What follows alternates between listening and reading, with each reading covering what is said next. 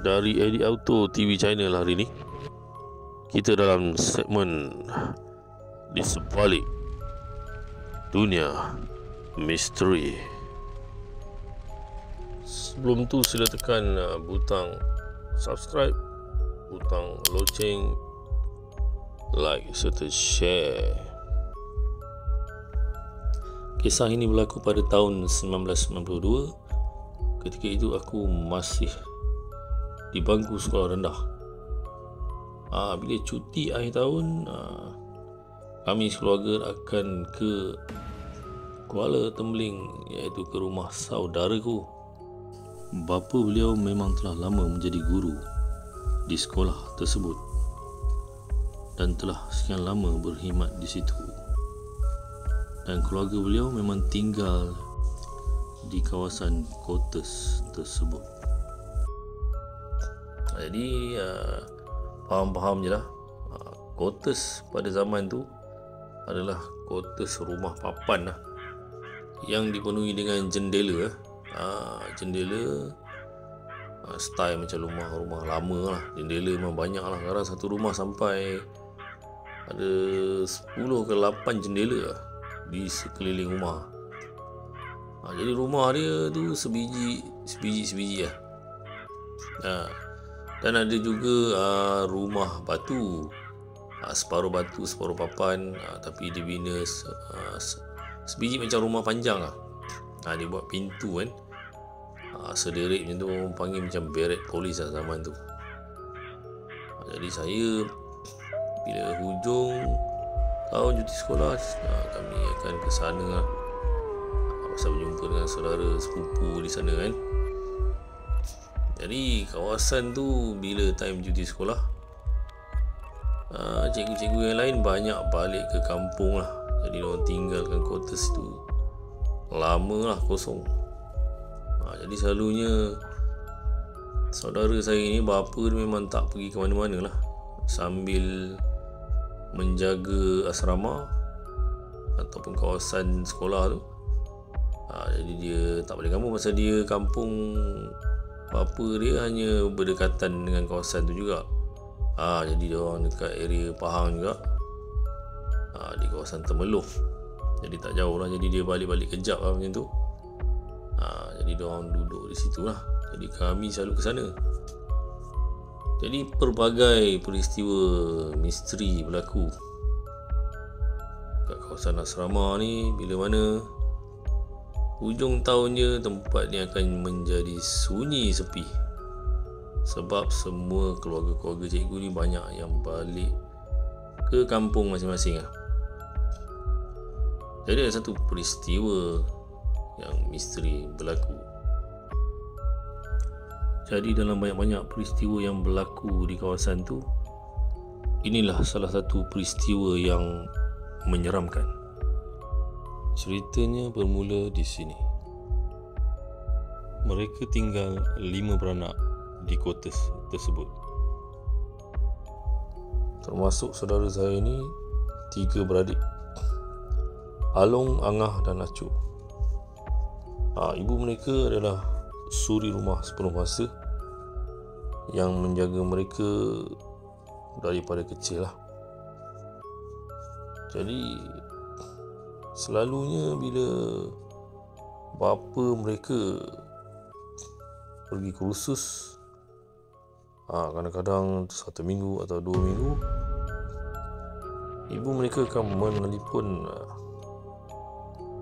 menelpon saya di KL, menelpon ibu bapa saya di KL dan memberitahu suaminya pergi kursus. Kadang-kadang 1 minggu tinggallah mereka 4 beranak di quarters tersebut. Kebiasaannya kursus akan dijalankan pada waktu cuti sekolah. Bila mana pada waktu cuti sekolah, asrama tersebut biasanya kosong, quarters juga kosong, kerana semuanya balik ke kampung masing-masing. Jadi keadaan sunyi, faham-faham aje lah. Berbagai peristiwa pelik, misteri yang berlaku di kawasan tersebut. Selalu juga ibu kepada saudara saya ni menelpon ibu atau bapa saya, menceritakan pelbagai kisah-kisah misteri di kawasan tersebut.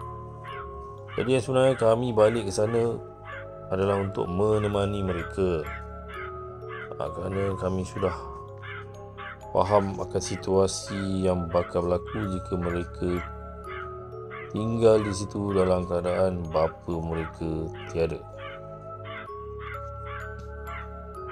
Jadi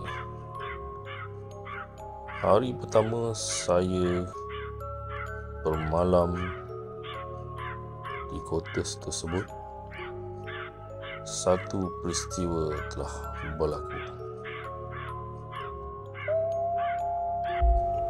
Sedang saya hendak mengelapkan mata, sepupu saya Along dan Angah telah nyenyak tidur. Tiba-tiba saya terdengar seretan kaki di luar rumah.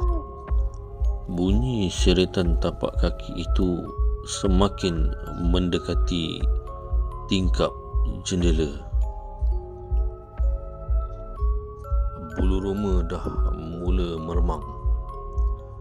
Saya berasa sungguh tidak selesa dan tidak sedap hati. Saya terus mengejut sepupu saya Along dan Angah untuk bangun. Along, bangun. Angah, bangun. Ya, kenapa weh? Weh, aku dengar bunyi tapak kaki kat luar. Oh, ya ke? Kejap. Ya, betul ke ni? Ada betul tu. Tiba-tiba bunyi tapak kaki seretan itu makin mendekati tingkap jendela di bilik. Kami bertiga betul-betul khusyuk mendengar. Adakah ia bunyi manusia atau di sebaliknya? Bila bunyi seretan kaki itu makin dekat dengan kami, mata kami memandang ke arah tingkap jendela. Alangkah terkejutnya kami apabila melihat bayangan seorang lelaki yang sedang menyeret seorang perempuan. Lalu di tangannya ada sebilah kapak. Kami melihatnya di depan mata. Alangkah terperanjatnya kami apabila lelaki tersebut memenggal kepala si perempuan itu. Kedengaran jeritan perempuan menjerit seperti bunyi langsui menjerit panjang, mengilai-ngilai pada malam itu. Lalu kami bertiga bergegas lari membuka pintu, lari keluar, terus memanggil ibu beliau di bilik sebelah. Ibu, bangun bu. Ibu beliau, nanti nak, tunggu jap. Ibu beliau pun keluar. Kenapa ni? Ada hantu kat luar bu. Along dan Angah memberitahu kepada ibu beliau. Tapi bila ibu beliau cuba memberanikan diri membuka tingkap jendela tersebut, bila dibuka, tiada sebarang objek kelihatan. Jadi kami memang berasa hairan. Ke mana perginya bayangan tadi? Adakah ia sejenis jembalang, jin, atau makhluk halus yang memang dah lama berada di kawasan sekitar? Jadi peristiwa ini menjadi satu perkara yang amat menghairankan. kejadian terus berlaku berulang-ulang dan pelbagai kejadian pelik berlaku. Tiada seorang pun dapat merungkaikan sebarang peristiwa yang berlaku di kawasan tersebut. Namun, adakah anda semua terfikir bagaimana perkara itu boleh berlaku walaupun mereka ini tidak diundang oleh kita?